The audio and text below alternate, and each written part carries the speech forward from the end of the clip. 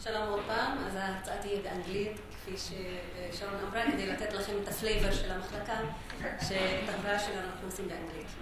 Okay, so as you see, this talk is going to relate to the role of morphology in children's spelling of the letter T in Arabic. So it's really a tale of just one letter, the letter T in Arabic. Okay, one very important question in the study of psycholinguistics is how the mental lexicon is organized. And when we use the word the mental lexicon, we talk about the store of words in memory. So one very interesting question in this domain is what units do we use in the representation of words in the lexicon, and how are words organized? Now, when we look at early spelling in children, when we look at how children spell words, this task basically provides a window onto the structure of the mental lexicon. Through the children's spelling, we get to see how they store words and what units they use in the storage of words in the mental lexicon. Spelling development, when we look at spelling development, this also sheds light on the linguistic processing of print. We get to understand what linguistic units children use in processing print, and this is very important in understanding how they develop reading and spelling, how they develop literacy. It also sheds light on the interaction between the processing of print and characteristics of the orthography or the writing system. We know that there are different types of writing systems, so the most well-known is alphabetic writing systems like English and Spanish and Hebrew and Arabic and Finnish and Dutch. Most of the languages have alphabetic orthographies. But if we think about Chinese, for instance, Chinese is not an alphabetic writing system. Chinese is called a logography or morphosyllabary, in which we basically have characters that map onto morphemes or unit. So one interesting thing, and there are other different types of orthography. So when we look at spelling, it is possible through the spelling of children to understand whether the units that children use in processing print is affected by characteristics of the writing system and of the orthography. Now, what does research really tells us about the underlying abilities that children use when they spell words? We know that when children spell words, they use a number of different mechanisms. One very important mechanism or knowledge that they use is letter sound knowledge. They use their understanding of the letters or the graphemes and what phonemes or sounds these graphemes represent. Usually we use GPC rules, grapheme phoneme correspondence rules, and this is a basic mechanism in spelling. Other processes or mechanisms in spelling are morpho-orthographic mechanisms. They use their understanding or their knowledge, their developing knowledge of how morphemes are represented in print and morpho-orthographic relations and rules. They also use their knowledge of orthographic or what we call spelling patterns. So while in morpho-orthographic regularities we talk about how morphemes are represented in print, how, for instance, ER is represented in print as a morpheme, and why the word teacher ends in ER, but the word center ends in RE, we know that we can also write ER, but teacher cannot end in RE, it has to end in ER because the ER is a morpheme. So that's the relationship between a morpheme and how it's represented in print. In spelling patterns or orthographic patterns, we look at how larger phonological units are represented in print. So for instance, in English, the rhyme is a very important phonological unit. So if we take a word like cat, for instance, or car, at or r is the rhyme of the word. And what children use in spelling is the relationship between this rhyme unit, yes, and how it's represented in print. So the fact that r, yes, is written as AR, but it sounds like R, but in at it sounds like at, that's what we mean by spelling pattern or orthographic patterns. We also know that, in particular in English, because English is a deep orthography, and what we mean by a deep orthography is an orthography where there is an irregular and inconsistent relationship between graphemes and phonemes, between the spelling of the word and the sound of the word. Children also use whole word representations. They use their lexical knowledge. There's no way that you would know that have has to be spelled as H-A-V-E. Yes? The only way to know this is to know that that's how have is spelled. Because if you use grapheme phoneme correspondence rules, you would read it as have. Yes? And this word doesn't have many neighbors. There aren't many words which are spelled in the same way and have the same sound. So there are many words in English. The only way to know that yacht is written as Y-A-C-H-E, is to know yacht. Yes, that nothing else would help. And that's whole word representations which you need in order to spell, in particular, an orthography like English, which is very irregular and very consistent. We use the word deep orthography to refer to English. By the way, in a study that looked at 14 different orthographies in Europe and looked at the acquisition of reading in 14 different orthographies, found that in a preliminary analysis of orthographic depth, found that English is the deepest among the 14 different orthographies that were tested, including Spanish and Portuguese and French and Finnish. French was also deep, but less deep than English, because even though it's irregular, it's consistent.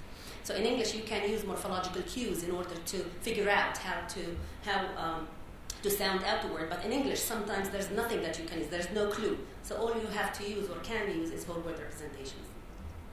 And of course, this has implications for reading, which is not the topic of this talk. But we know that also reading development, reading acquisition develops more slowly in English than in other orthographies, which are more shallow in nature, which are more transparent. Okay, research has also addressed the stages which children go through when they develop spelling. So, based on English, and unfortunately or fortunately, I think it's unfortunate, that most of our understanding of how reading and writing develops comes from English. So most of the research was conducted on English. And English, as David Sher from Haifa University calls it, it's an outlier orthography. It's very different from many other languages. Yes? So there are many things that European languages share and which English doesn't share. So here we're talking about a language that is, especially an orthography, that is very different from other orthographies. But unfortunately, this orthography and this language has dominated our understanding of reading development and our reading theory and practice. So based on English, which is an alphabetic orthography and a deep orthography, again, an inconsistent orthography, researchers have argued that the way children learn to spell is, first of all, by using alphabetic mechanisms. They begin by using grapheme phonic correspondence rules, and only later on, around grade 4, they begin to use morpho-orthographic mechanisms. Stage models have been criticized by many researchers, but nonetheless, this is one theoretical framework that tries to capture how spelling development happens in children. And the reason why I'm talking about this is because we're going to see that other things happen in languages like Arabic, and a great deal of what I'm going to say also applies to Hebrew. Okay, what do we know about the Arabic orthography? First of all, until recently, and still many researchers, when they speak about Arabic, they say that Arabic is an alphabetic orthography. However, Daniels and colleagues have recently qualified Arabic not as a typical alphabet, but rather as an abjad. An abjad is an orthography where the orthography doesn't represent all of the phonemes within the word, like in Hebrew. Yes, an abjad, like Hebrew or Arabic, represents only partial information, and that's primarily the consonants. But the vowels are not represented because these are only represented using optional diacritics. So basically, we are talking about an orthography which you can present either vowelized with all of these diacritics representing primarily the short vowels, but there are other things. Yes, or unvowelized, or in Hebrew, unpointed, where this phonological information is missing. Now, we can think about reading development in Arabic, or we can think about the unvowelized orthography of Arabic as being deep. Yes, while vowelized is shallow. But we have to remember that when we use this concept, deep, which comes from English, yes, we might imply that we're talking about a language where a grapheme provides ambiguous information, like in English. So you have a grapheme, which sometimes, so you have a letter A, which sometimes sounds like A, and sometimes like A, and sometimes like O, and sometimes like A. Yes, because that's what a deep orthography means when we think about Hebrew. About English, sorry. But when we think about Arabic or Hebrew, to say that unvowelized Arabic or unpointed Hebrew is deep is not to say that you have an orthographic structure that is ambiguous. What you basically say is that there is some phonological information which is missing. And that's a different aspect of orthographic depth. But nonetheless, as we said, we use the same terminology to refer to what is really different in nature, what is really a different characteristic of the relationship between spelling and sound. Okay, so in an abjad then, in Arabic, the orthography presents consonants quite regularly, And what is interesting about Arabic, and in this Hebrew is very similar, consonants always have a morphological affiliation. So you can take any consonant and affiliate it with a specific bound morpheme. So, being a Semitic language, Hebrew and Arabic have a very rich morphological structure. There is a three-way morphological structure in Arabic that I would like to talk about because this was addressed in the study that I'm going to report. First of all, there is a derivational morphological structure whereby you take a root, yes, like k, t, b, which means writing. Yes, it's a bound morpheme, it's not a real word. And you mount it onto a word pattern, yes, and you get a word like maktaba, which means library. Okay, that's a derivational structure that is non-linear. Okay? There is also an inflectional morphological procedure whereby you take a word like maktaba, yes, and you add a suffix like at, and you get maktabat, which is the plural form. In addition to the derivational morphological structure and the inflectional morphological procedure, there is also a morphotactic structure that is very rich in Arabic, whereby you take a stem, yes, and the stem is constructed through a root and a word pattern, and you add a clitic to it. Yes, and the clitic could be either attached to the beginning or to the end of the word.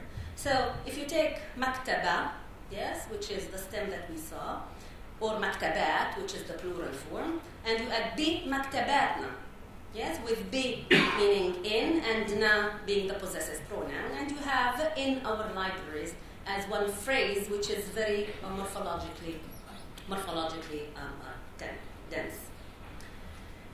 Okay, now what do we know? What has research really taught us about explicit morphological insights in children? What do we know about, given that we have a very rich morphological structure, what do we know about the children's explicit awareness of the morphological structure of words?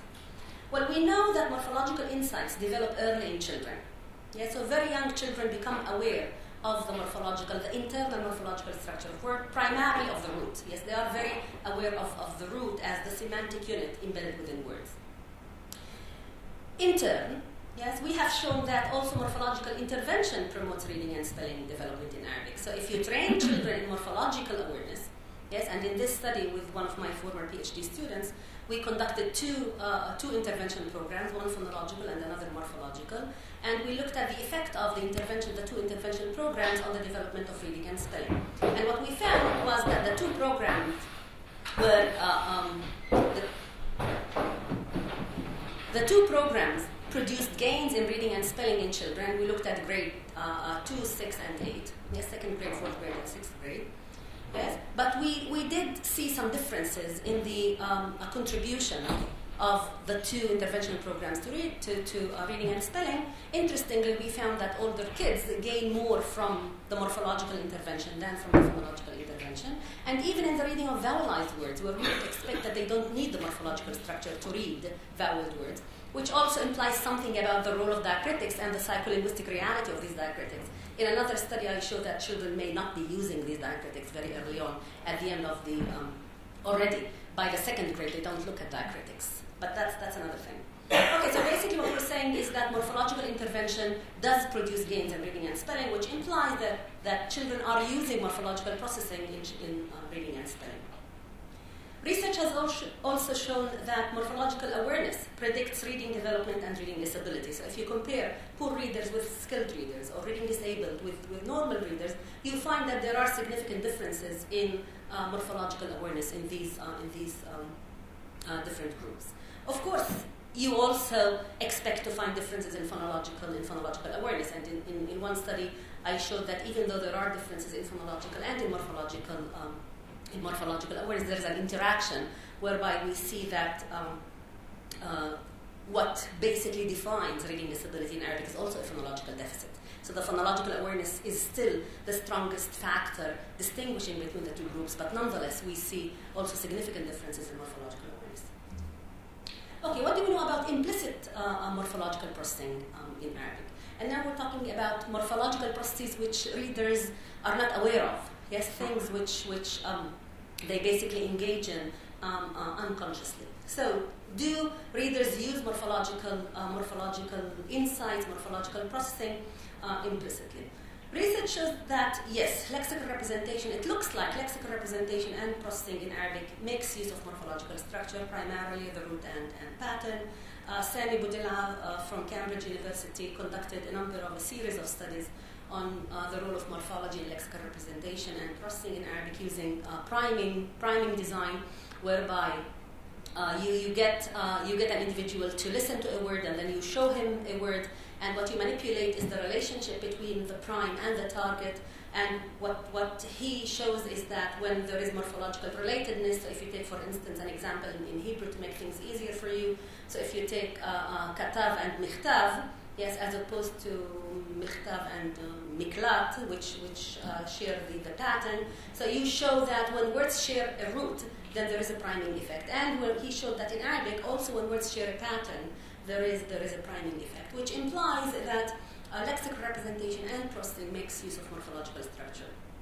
A very interesting research design is letter transposition, which was also used to glean insight into lexical representation and processing, whereby you change the order of letters within the word, and you look to see to what extent this change in the position of the letter affects priming.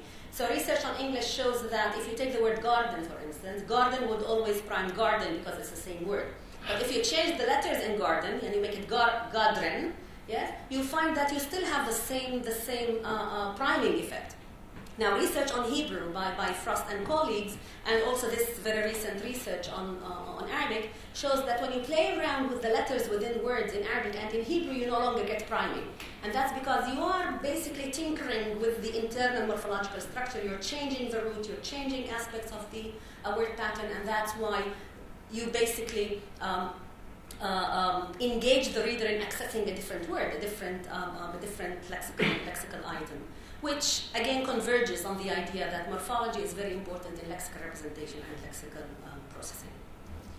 Okay, what are we doing in this study that I'm describing today? We're looking at the role of morphological structure in the spelling of regular and irregular letters among children. And I'm going to check whether different morphological units, yes, affiliation with different morphological units makes a difference to the role of morphology or to morphological processing in spelling in children. Now, in order to study this, okay, I don't have all the symbols here. Okay, in order to why is this question interesting in Arabic? First of all, because as we said, the morphological structure is very rich, and each letter may be affiliated with a morpheme. The second thing is because even though Arabic is considered a shallow orthography, or to be more exact, consonantry, we're talking about representation of consonants that is very regular, there's a strong phonological assimilation process in Arabic which operates across morphological boundaries. This phonological assimilation process is called velarization spread. What happens in velarization spread? Okay, in Arabic there are 4 coronal, dental, alveolar phonemes of Arabic. You don't have to know that. There are specific sounds in Arabic, and that's s, t, d, and the. Yes? These phonemes, s, t, d, and the, have phonemic counterparts in Arabic, yes, which are characterized phonetically by a velarized back articulation. So you have s and you have sa. You have t and ta, d and the and the. So there are 8 phonemes. 4 are non-velarized and 4 are velarized. Now, what happens? Velarized phonemes, yes, the sa, ta, da, and the. These velarized phonemes trigger velarization spread, what's called velarization spread, which results in the velarization of all surrounding sounds, including vowels and consonants, yes, until it's blocked by a high or a front environment. Let me give you an example.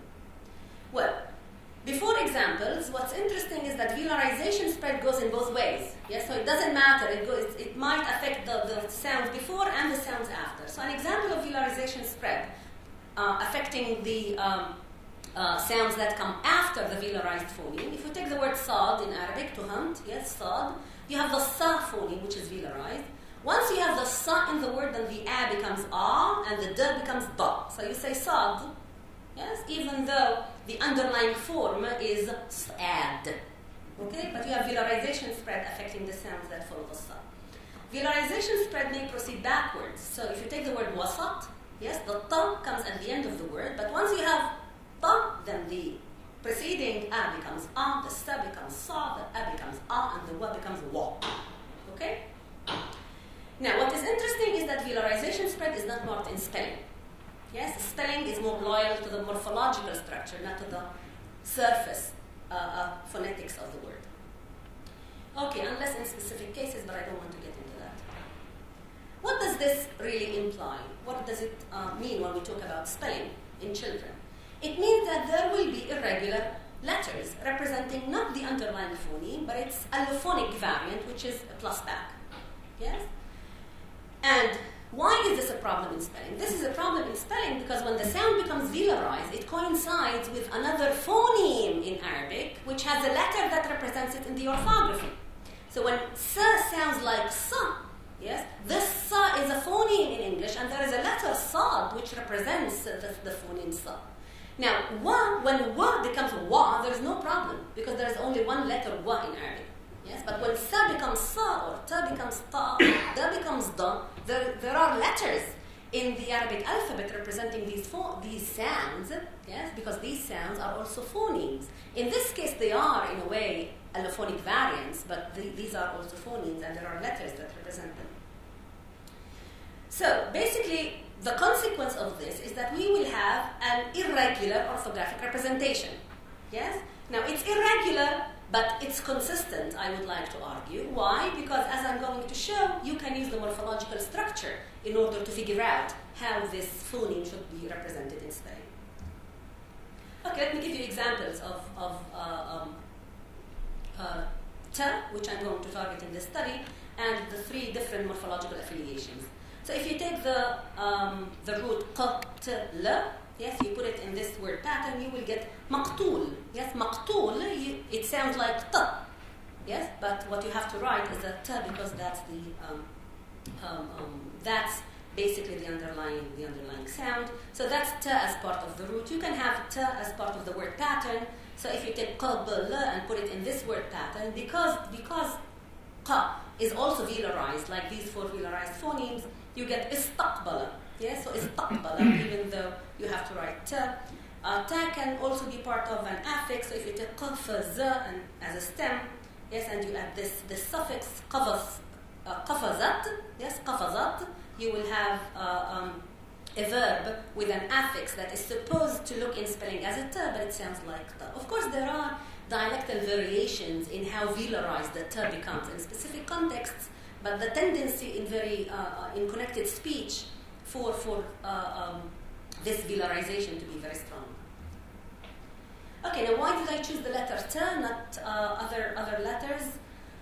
Well, first of all, one thing that we should remember about Arabic letters is that letters, because Arabic is connected, each letter can take 4 different shapes. Yes, what we call allographic variants. So for each letter, you can have 4 different shapes. Now, these different shapes are sometimes very distinct, yes, and sometimes are very similar and vary only by the ligature.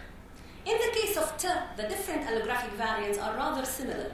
Yes, so the basic identity of the letter is preserved in the 4 different shapes, unlike other letters like a and ha and ga, where there is a really very distinct representation of the different forms of the same letter. Okay? So I chose ta partly because ta, in terms of orthographic variants, is not a very problematic letter. And this was something that I had to control for because I'm looking at other factors. Now, ta is also an irregular letter in the sense that I have just explained, that it can become velarized and therefore can represent the velarized and the non-velarized sound. Also, ta is one of the most frequent letters in Arabic. Yes, and it can be part of the root of the word pattern and an affix. So again, the questions, do children have difficulty spelling ta when it's irregular than in regular? Straightforward, okay? More interesting than this first question is, do children use morphological processing in spelling in Arabic? Does the specific morphological status of ta make a difference to spelling? And what about development? Okay, 150 children in grades 1 to 5. We used the word spelling task where we gave a sentence with a target word and we asked them to write only the target word. So these are the manipulations that we had. So we had t, which is regular, and t, which is irregular, as part of the root, the pattern, and an affix. Yes? That's what we manipulated. So in terms of the first question, do children have more difficulty spelling the letter t when it's regular than when it's irregular?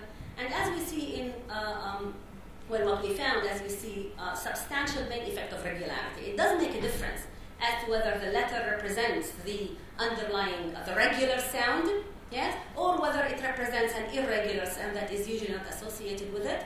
And as you see, the main effect of regularity, and something is going on in grade 1, whereby children are performing much less poorly on spelling in general, but as you see, specifically when irregular letters are targeted. And that's why the next analysis, look, because as you see, the regular letters basically showed very high performance, the next analysis is going to look only at the irregular letters. So, the next questions. Do they use morphological processing? Does it vary with morphological affiliation? And what about development? Okay, what we found, main effect of grade, main effect of morphological status, and a two-way interaction of morphological status and grade with grade 1 kids, and I should show you this figure. So as you see, basically, what we see is that the interesting things are happening in grade 1. In grade 1, children are doing much more poorly than all the other grades. That's one. And the second thing is that morphological affiliation appears to make a difference to grade 1 children and the extent to which they are capable of spelling this t when it's irregular correctly, with children finding root t and affix t significantly easier than pattern t. Yes, when the t is part of the pattern, it was significantly more difficult than when it was part of the root or part of an affix. Now, if you still remember, in this study, when the t was an affix, yes, it was once a prefix and once a suffix. And the next question was, is there a difference? And as you see, what we found is that when we basically tease apart prefix t from suffix t, and we look at the accuracy of t in these two contexts, we find that children have significantly more difficulty with prefix t than with suffix t. Yes, they are much more accurate when the t is a suffix than when t is a prefix. Okay, these are the data. We don't argue with data. Our task is to try and make sense of these data, interpret these data. To summarize the results, young children find irregular letters harder to represent in spelling, yes, which is a straightforward finding, expected. Yes, which indicates, as earlier research has shown, that letter sound learning is affected by regularity. The more interesting finding is that Arabic young spellers use morphology in learning to represent irregular letters, which indicates that letter sound learning is linguistic, is not visual or merely orthographic. Children are using linguistic insights in spelling development. They are using linguistic units and linguistic processing skills. We also showed that morphological units are more readily available, that some morphological units are more readily available to children in letter sound learning. For instance, root letters are more accessible than word pattern letters, and suffix letters are more accessible than prefix letters. Why? Yes? We would like to argue that the reason why the results look in the way that they look is because of language-specific linguistic features. We argue that structural, linguistic, and distributional properties of Arabic are really responsible for these results. We said that Arabic is morphologically rich, yes? And most of the words have an internal morphological structure. So it's reasonable to argue that morphology is an organizing factor in the Arabic mental lexicon, and that morphology is used in the processing of print. But the question is why there is a difference between a root and a pattern. Yes, if you think about the function of the root and the orthographic representation of the root versus the pattern, we notice that the root, first of all, is a semantic unit. And we know that children find it easier to work on units, on linguistic units, that are meaningful, yes, rather than abstract and non-meaningful. And the root is orthographically regular in the sense that it's fully specified in the orthography. You almost always get the root represented in the orthographic representation of the word, while the word pattern is phonological, and it's irregular in the sense that it's underspecified. Yes, there's a D missing. It's underspecified because the short vowels of patterns in Arabic are not represented in print.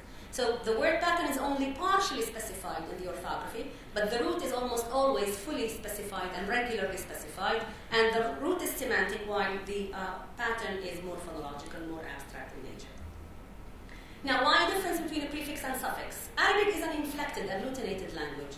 Especially standard Arabic, there are case markers markers for case and mood. So children realize very early on, we know that children very early on notice that there are things which you add at the ends of words in Arabic. Yes, before they know what these vowels are, yes, before they master them, if they ever master them, no one masters them. Yes, before they know what they are, they know that standard Arabic sounds different from spoken Arabic, and there are vowels which you add at the end. Yes, that's on top of the fact that in general Arabic is inflected, and there are always things that attach to ends of words. So it could be the case, yes, and that's only an attempt to explain the results. It could be the case. By the way, this is an argument that has been raised once for Turkish. Why Turkish kids find final phonemes easier to operate on than initial phonemes. The argument by Aydin Durgunoglu was that probably because English is an agglutinated language. So maybe because that's how Arabic behaves, that children attend more to ends of words rather than to beginnings of words.